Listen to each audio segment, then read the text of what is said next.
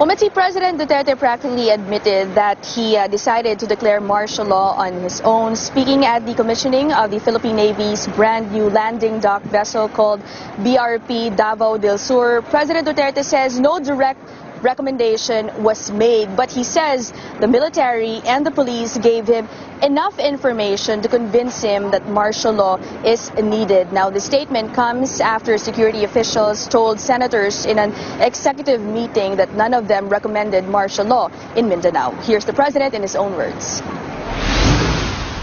While they did not say, "You go ahead, President Duterte," they gave me sufficient information, and I asked them, are we already in the critical level?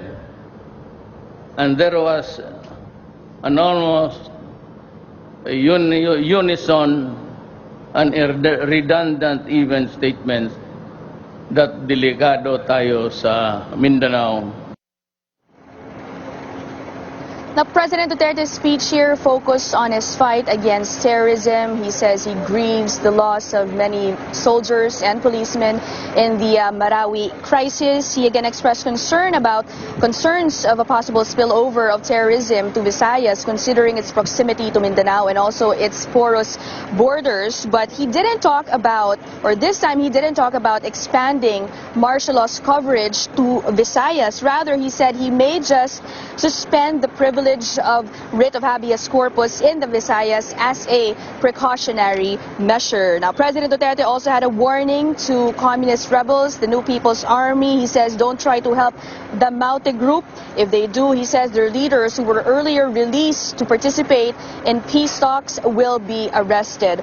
Also, the president mentioned a familiar name in the fight against ISIS. He talked about a link between ISIS and local terror groups.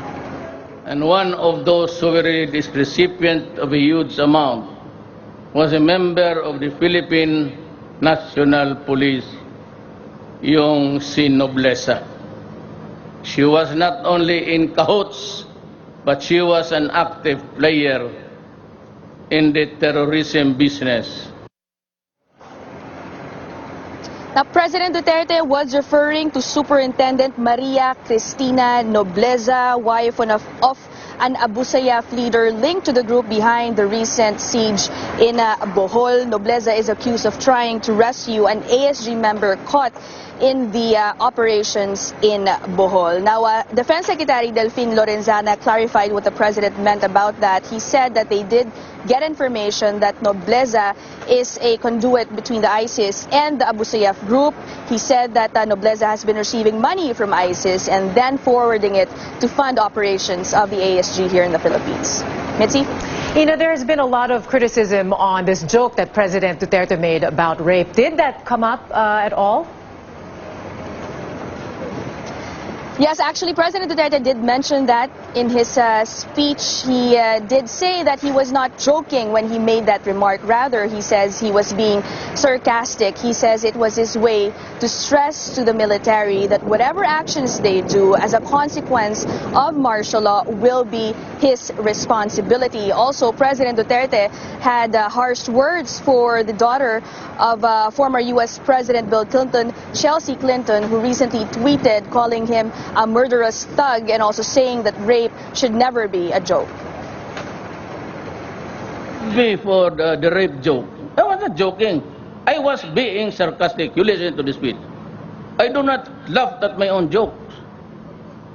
Then sabihin ko sa kanya, when your father, the President of the United States, was screwing Levinsky and the girls there in the White House, how did you feel?